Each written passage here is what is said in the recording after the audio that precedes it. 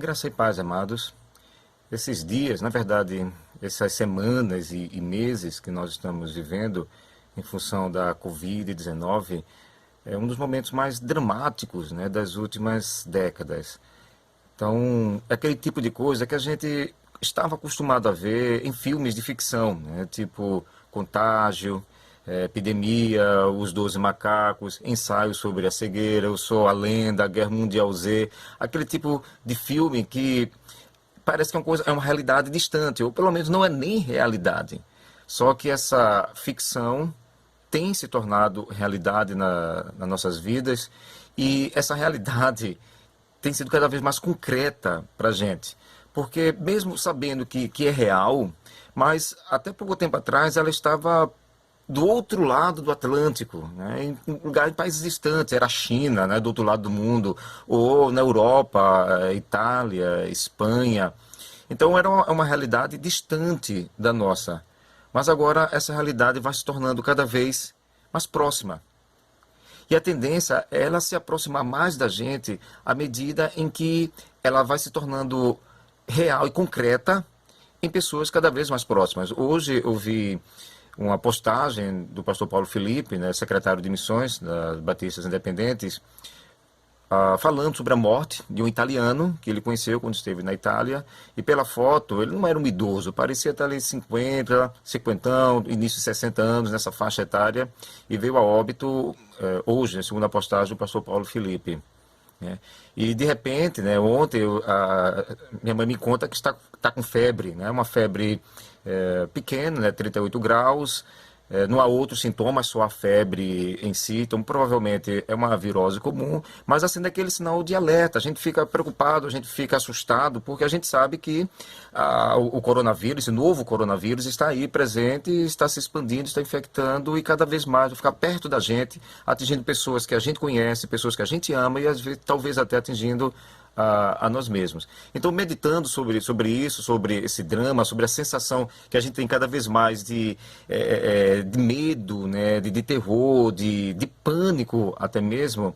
Então, me ocorreu uma passagem dos Salmos, na verdade, os Salmos como um todo, como sendo expressão da alma humana. Então, dentre esses Salmos, tem um que me chamou a atenção, o Salmo 116, quando o salmista diz assim: Eu amo o Senhor porque ele me ouviu. Eu amo o Senhor porque ele me ouviu quando lhe fiz a minha súplica.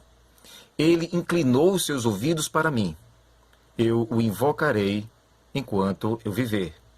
As cordas da morte me envolveram, as angústias da sepultura vieram sobre mim. Aflição e tristeza me dominaram. Então clamei pelo nome do Senhor. Livra-me, Senhor. O Senhor é misericordioso e justo. O nosso Deus é compassivo. O Senhor protege os simples. Quando eu já estava sem forças, ele me salvou. Retorne ao seu descanso, ó minha alma, porque o Senhor tem sido bom para você. É a palavra aqui do salmista. E aí quando eu leio esse salmo e eu penso naquilo que estamos vivenciando, né, com todo esse drama dessa pandemia, né, então há três coisas que eu quero destacar aqui a partir desse salmo. A primeira, que fica bem evidente, é que morte, aflição, angústia, tristeza são coisas que podem vir sobre qualquer um de nós. Na medida em que nós vivemos neste mundo mal, na medida em que nós vivemos nesse mundo que foi atingido pelo pecado, que foi corrompido, que foi deformado, né, estamos sujeitos aos males, estamos sujeitos às dores, estamos sujeitos ao sofrimento, estamos sujeitos às perdas, né, estamos sujeitos à lágrima e ao choro. E o salmista reconhecia isso. Aqui no versículo, já no versículo 2, né, ele diz que a expressão que ele utiliza são expressões fortes, né, versículo 3, as cordas da morte me envolveram, as angústias do Sheol vieram sobre mim, aflição e tristeza me dominaram. Então ele fala aqui em morte, ele fala em aflição, ele fala em angústia.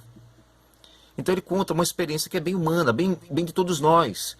Todos nós nos sentimos assim algumas vezes, e talvez estejamos nos sentindo assim agora, e com razões justas, com razões justas. Porque o momento é um momento que dá medo, apesar de sermos estimulados a termos calma, mas é um momento que dá medo, como teremos medo em muitos momentos da nossa vida. Então, angústia, dor, morte, medo, tristeza, todos nós estamos sujeitos a vivenciar isso durante toda a nossa vida. Só que, ao mesmo tempo em que estamos sujeitos a vivenciar essas coisas, nós devemos nos lembrar que a nossa vida não está entregue ao acaso. Deus é misericordioso e Ele ouve, Ele escuta a nossa súplica. É isso que o salmista diz, lá no versículo 5 e 6, ele diz explicitamente: o Senhor é misericordioso e justo. Quando eu já estava sem forças, diz o salmista, quando eu já estava sem forças, Ele me salvou. E lá no início do Salmo, lá nas primeiras palavras, o salmista ele diz: eu amo o Senhor porque Ele me ouviu. Eu amo o Senhor porque Ele me ouviu. Quando eu lhe fiz a minha súplica, Ele inclinou os seus ouvidos para mim. Eu invocarei por toda a minha vida. Então, o salmista, ele sabia que estava sujeito a todas essas situações ruins, mas ele tinha plena certeza de que não estaria jamais abandonado. A misericórdia de Deus haveria de acompanhá-lo. Deus haveria de se inclinar para ouvir o seu clamor, para ouvir a sua súplica. E foi assim que Deus fez. Então, estamos sujeitos aos males dessa vida, estamos sim. Mas não estamos entregues ao acaso. Deus nos acompanha. Deus não nos abandona. Ele ouve a nossa súplica. Ele se inclina para ouvir a nossa súplica. E Ele é misericordioso para agir. Portanto, já que não estamos sozinhos, já que não estamos entregues ao acaso, portanto, em meio à tempestade, nós somos convidados a descansar no Senhor, a descansar a nossa alma em Deus. É assim que o salmista fala nas últimas palavras que eu li aqui, ali no versículo 7. Depois do salmista reconhecer a misericórdia de Deus, ele diz: retorne ao seu descanso, ó minha alma, porque o Senhor tem sido bom para você. Retorne ao seu descanso, ó minha alma. É difícil, eu sei que é difícil, é muito difícil quando estamos assustados, quando estamos com medo. É difícil descansarmos em Deus. A gente tenta manter controle sobre tudo o que nos cerca e de repente a gente percebe que a gente não controla absolutamente nada, coisa nenhuma. Mas Deus tem controle sobre todas as coisas. E é nele que devemos descansar, não em nós mesmos. Sabe, eu sou alguém que confia e que acredita na ciência. Eu acredito muito na ciência, mas também acredito muito em Deus.